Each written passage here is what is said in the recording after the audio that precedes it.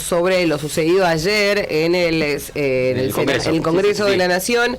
Se presentaron 19 mujeres haciendo una denuncia pública sobre el acoso y los abusos que sufrieron por Pedro Brieger, este periodista, docente universitario además, que bueno, se hizo público de una vez por todas este accionar que tiene este tipo, ¿no? Sí, es un informe que presentó el colectivo de periodistas argentinas. 19 casos son los que llegaron a reunir hasta acá. En realidad, por ahora, mi amor, se supone que son bastantes más, porque además abarcan casi 30 años, y entre las personas que fueron acosadas por Brieger hay colegas, hay productoras, hay alumnas en los múltiples lugares donde fue profesor, hay vecinas, hay una situación de ascensor, hay situaciones de exhibicionismo sin consentimiento de sus genitales, masturbación,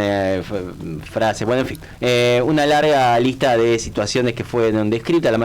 La totalidad creo que fueron anónimas porque respetaron a las mujeres que no quisieron dar su nombre, entonces ninguna puso su nombre, pese a que ya hay muchas colegas que salieron públicamente a decir: yo soy una de las que fui acosada por Pedro Brieger. Y enseguida empiezan a estar estos comentarios de porque las denuncias son solo en la policía, en la justicia se hacen. ¿Por qué recién lo dicen ahora? Bueno, hay mucho todavía para decir, todavía hay mucho para aprender. Y estamos en comunicación con Cecilia Guardati, ella es una de las denunciantes también hacia Pedro Brieger. Cecilia, buen día, ¿cómo estás? Acá Josefina y el equipo te saludan. Hola, ¿qué tal? Buen día, ¿cómo están? Bien, ¿vos? Bien, todo bien. Un poco ya como como una sensación de alivio, al mismo tiempo un poco cargada, porque bueno, estamos tratando de realmente aprovechar esta oportunidad que nos dan también de poder contar estas historias y poder hablar, que lo más difícil creo que ha sido eso, romper el silencio, ¿no?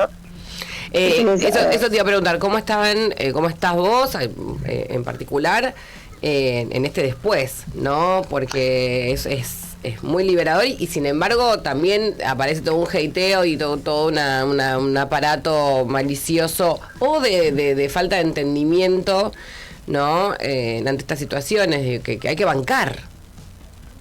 Sí, creo que eso iba a ser siempre lo más difícil. En mi caso yo di mi nombre al principio porque fue una decisión muy consciente desde hace ya bastante tiempo, solo era cuestión de encontrar un poco la oportunidad. No es fácil porque pude haberlo denunciado en muchas ocasiones.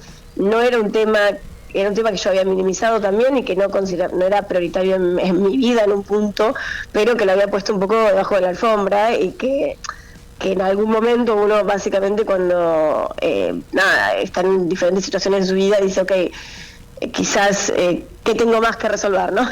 Y este era uno de esos temas. Estaba en contacto con otra colega desde hace ya bastantes años, desde 2018, con Leticia Martínez, que es otra de las personas que dio su testimonio y que salió públicamente después de que se publicó en realidad a través de las redes. Y creo que ha sido eso liberador. Yo me sentí sobre todo acompañada, que era el único tema que realmente me preocupaba era, si yo salgo, por salir sola, todo esto mismo que comentabas, me lo tengo que bancar yo sola. Claro. Y sé que esto es algo que sucedía, porque obviamente tenía conocimiento de esto desde hace muchos años, que no estaba sola en la parte de afectada. Yo sabía que éramos muchas, no tenía la certeza de cuántas éramos, tampoco lo sabemos todavía con exactitud. Sí sabemos que somos muchas y que van a aparecer más. Van a Sí. aparecer más, ¿viste? Cuando una habla y una dice, automáticamente empiezan a llegar mensajes, ¿no? Y de muchas que no se animan, porque hay que enfrentar esto que estamos diciendo, ¿no? Que estamos contando, sobre todo cuando después te dicen, ¿y por qué no lo hiciste antes? Y porque quizás no estaba preparada para bancarme todo esto. O quizás no me di cuenta que en ese momento lo que estaba pasando era un abuso. Porque se naturalizaba, se normalizaba, ¿no? Sí, hay varios elementos. Uno se enfrenta como esta cultura, realmente estamos hablando, el informe se llama Cultura del Acoso, punto y aparte, porque realmente nos enfrentamos a una cultura del acoso. Ese es el tema. Entonces, claro, cuando uno uno decide salir o contarlo, sabe que se va a enfrentar a esto que está instalado y que, si bien yo considero que estamos avanzando mucho, si no hubiésemos podido hacer lo que hicimos ayer, porque al final fueron muchas las que se sumaron y dieron su testimonio y esto permitió que saliéramos en forma colectiva. Aún hay mucho por hacer porque evidentemente estas preguntas que vos haces tienen que ver con la falta de herramientas que tenemos, porque yo en el momento de los hechos, que en mi caso fue en 2008, es hace mucho tiempo, 16 años, no tenía ni siquiera conciencia de si esto es denunciable, a dónde lo denuncio, es decir, denunciable escalado, ¿no? Una cosa es denunciarlo a tu compañero, contárselo a alguien, pero cómo esto ¿a dónde voy? Realmente escalable, ¿a dónde voy? ¿A quién le digo? ¿Qué necesito? A mí me pasó que yo dije, ¿cuánta guita necesito yo para poder avanzar con esto? Una pregunta que me hice. O sea, claro, primero, ¿qué elementos? Y además fue, y tengo que pagar un abogado. ¿Y cuánto tengo que pagar? Claro. ¿Cómo hago para tener esto? No, evidentemente, mi experiencia fue en un viaje presidencial, en otro país, yo vivía en el extranjero, con lo cual esta persona no la volví a ver por mucho tiempo, si bien entraba en mi vida por otros ángulos, ¿no? Siempre entraba por alguna razón, no era algo tan presente para mí. Con lo tu cual, caso fue el de la habitación, que él te llama a la habitación para una reunión, supuestamente, y el tipo se estaba masturbando. Sí, no era una reunión, sino que él me había pedido unos audios de Cristina Kirchner. Sí, una reunión así de una que Cristina iba a hablar de forma sorpresiva, porque creo recordar que fue que Obama asume, en algún momento Obama la llamó por teléfono y ella estaba reunida con el presidente de Túnez y habló con Obama y entonces quería contarlo ella. Entonces dicen, bueno, va a hablar Cristina, y como que estábamos todos ahí en el hall y yo, los que fuimos caminando porque estaba bastante cerca, en un lugar medio aislado en Túnez, y Griega dijo, yo no puedo ir, entendí que por ahí tenía que hacer un directo, tenía que hacer algo, tenía un programa de él en la tele, y me dijo, ¿me podés pasar los audios cuando vuelvas? Y yo, sí, claro, no hay problema. Y cuando volví, en realidad no se los pasé, en esa época no había WhatsApp ni nada, entonces yo me quedé trabajando, claro, y él me insistió, digamos, me mandó un mensaje, me dijo, los necesito, me los podés pasar, y me dio el número de habitación. Entonces yo fui a la habitación y me lo encontré en la cama, semidesnudo, ¿no? Con el torso desnudo, y tenía como la sábana como cubierta. Yo primero me encontré esa situación y me quedé como tratando de procesar qué es esto, porque yo me imaginaba una persona en su escritorio trabajando, incluso que esté con su camarógrafo, no sé, ámbitos que yo he vivido en 20 años como corresponsal internacional en diferentes países, con gente de diferentes partes del mundo, y nunca algo similar. He trabajado dormido en habitación, nada similar.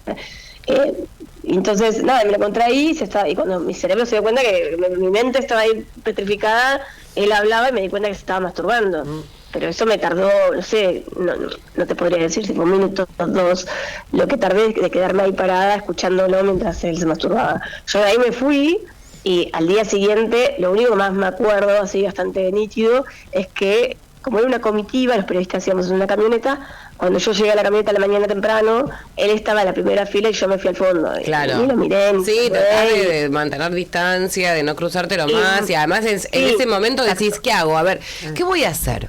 Estoy sola en una habitación con este tipo, que se está masturbando. A ver, ¿qué pretenden? ¿Que yo me ponga a gritar? Que el tipo o sea, yo no sé si el tipo se va a levantar, me va a agarrar, me va a violar, ¿qué va a pasar? Si me van a creer, que salgo diciendo yo que él tiene más poder que yo, salgo a decir que tipo que cuando yo entré estaba pajeando, me van a decir que soy una loca de mierda, me quedo sin laburo, porque todo esto es lo que sucede. Obvio. Entonces cuando te dicen, ay, ¿por qué no denuncias? Y la primera pregunta que haces primero es, ¿cómo salgo de esta situación de peligro? Primero, ¿qué hago? ¿Me hago la boluda? ¿Me hago la copada? ¿Cómo hago para salir de esta situación de peligro? Hay un tipo desnudo masturbándose, entonces vos tenés miedo que te pase cualquier cosa. Yo creo que más también de eso es que no te descoloca, no te descoloca, no, te bloqueás. ¿Qué haces, no? Exacto. Y el tema es que bueno, que viendo los casos de otras compañeras, digamos, esta recopilación de casos, son todas situaciones muy similares y de una cosa muy constante, de no poder es el sexualizar cualquier relación laboral, digamos, con alumnas, el estar constantemente, ¿no?, insistiendo, tratando de entrar en temas sexuales o tocándolas, acercándose. Lo calienta la simetría. Obvio. Claro. Evidentemente estas cosas, muchas de las chicas le sucedieron. A mí yo tenía 30, creo, 31. Yo te digo, insisto, estaba en el extranjero, no me acerqué más a él, pero me lo encontraba, veía que él, ¿no?, que como que su carrera se seguía amplificando ahí con su prestigio, le daban premios. Y de hecho también había visto que cuando Agustina Canfer en 2010, porque esto fue antes lo mío, ella dice espontáneamente en la tele esto de que cuando le entregaron Martín Fierro, este es un acosador, acosa a las alumnas, a ella no la escucharon en un punto porque ella lo dijo así y quedó, y no tuvo tanta repercusión, y bueno, imagínate, digo, ahí tampoco la escucharon. ¿Para qué iba el salir a hablar, a decir, bueno, yo también sí, pero el tema era buscar otras colegas, justamente el objetivo era salir juntas, y eso, bueno, yo llevó tiempo porque también había que ponernos de acuerdo, saber con quién íbamos a hablar, qué íbamos a hacer, y al final realmente fue más espontáneo, porque no estábamos... ¿Quién tuvo la iniciativa para hacer salir en el Senado a hablar? ¿Quién armó esto? ¿Quién fue la que dijo, paren chicas, si no nos unimos, de acá nos pasan por arriba, tenemos que hacer algo formal? Esto lo que pasó fue que, en realidad fue que yo le escribí un tuit a Elfi, entonces cuando él publica las historias es porque él había hablado conmigo, yo le había contado, yo le escribí un tuit a una nota de Elfi, un periodista de Clarín, que hablaba sobre medios, y que yo no seguía porque me había llamado por un tema de cuando yo trabajaba en Telam. Y él hablaba sobre Brieger, sobre un juicio que tuvo Brieger, y yo le puse un tuit como, ahí lancé lo mío, esto de él además es un acosador, eso es lo más grave o algo así. Él me llamó, le conté la historia, y le dije que yo no tenía problema, pero que había más casos. El público era de Agustina, que ese también ya estaba, digamos, público, pero no había profundizado tampoco, y le pasé los contactos de otras periodistas, que le pasó el contacto de otra periodista, y él intentó publicarlo en Clarín, no le hicieron caso porque no había denuncia penal, y luego, ahora salió Clarín hoy en la tapa con el tema, y luego, claro, él al final decide, me avisa hace poquito en realidad, que lo iba a publicar igualmente en sus redes. A partir de que él lo publica fue que empezaron a salir más casos, voces por las redes, y que yo bien salgo, como yo salgo con nombre y apellido, a mí me contactan colegas que estaban en Periodistas Argentinas y dicen, vamos a armar un grupo. Entonces fue una iniciativa de Periodistas Argentinas de que armar un grupo primero con el objetivo de compartir las experiencias y ver qué hacíamos. Y básicamente con la experiencia que tenían ellas, Claudia Acuña, por ejemplo, que había estado también en otros casos denunciando no me acuerdo en qué canal, bueno, tenían ya experiencia en este tipo de presentaciones, propusieron hacer este formato, de hacer una denuncia pública. ¿Por qué? Porque la vía penal o la vía judicial penal es un paso secundario, que es posterior, porque en realidad también es muy personal y va a depender de los casos, por el tema de la prescripción, por el tema de la gravedad. Sí, o hay que ver, habría que ver si no se puede hacer, esto debería poderse hacer en algún momento, este tipo de denuncias colectivas, donde con que haya un caso que la prescripción todavía no haya corrido, puedan sumarse el resto. Un poco también lo que se tomó la justicia en Brasil respecto al caso de D'Artés, donde sí se citó a aquellas que lo habían denunciado, pero una cuestión de prescripción no podían denunciarlo formalmente, y sí se tomaron los relatos de ellas para poder dar una condena. Qué sé yo, ¿viste? Como... No, estamos analizando los pasos a seguir. Existe la posibilidad que haga una denuncia.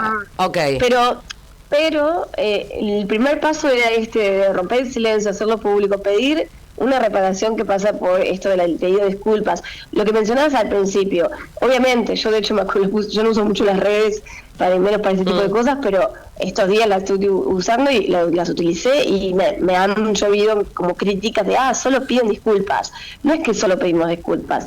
Primero, la reparación vino para muchas chicas de haberlo contado, acompañadas. Contarle que te crean, ya está. Eso ha sido el espacio. claro, ya hay una reparación ahí, que te escuchen y que digan ok, y que él automáticamente fue desplazado, no sabemos si lo van a despedir o qué, pero de ciertos espacios ya fue desplazado, que también es algo bastante reparador. ¿Por qué? Porque hay muchas chicas, no es en mi caso, pero sí hay muchas chicas que han abandonado carreras, han renunciado a trabajos, no han seguido sus sueños de hacer, por ejemplo, política internacional, o porque él estaba en esos espacios. Claro. Y todo eso son consecuencias para ellas. Y él sigue estando en esos espacios. Entonces, eso ya es un paso. Nosotros no podemos obligar a una empresa a echarlo, ni mucho menos, pero bueno, hay una reparación ahí que fue automática, que viene de esta denuncia pública. El pedido de disculpas, bueno, es para también un reconocimiento de estos hechos. Exacto. Igual no creo, me parecería raro que lo hiciera, porque de alguna manera sería incriminarse. Si alguna todavía tiene la capacidad de poder hacerlo por una cuestión de prescripción, está habilitada para poder denunciarlo, dudo que él haga esta disculpa pública, porque sería asumir entonces el delito cometido. Ceci, te tengo que despedirme, me quedé sin tiempo. Un placer, muchas gracias. Muchísimas gracias, de verdad. Gracias por esta nota y por la valentía. Gracias. Cecilia Guardati pasaba por esta hermosa mañana.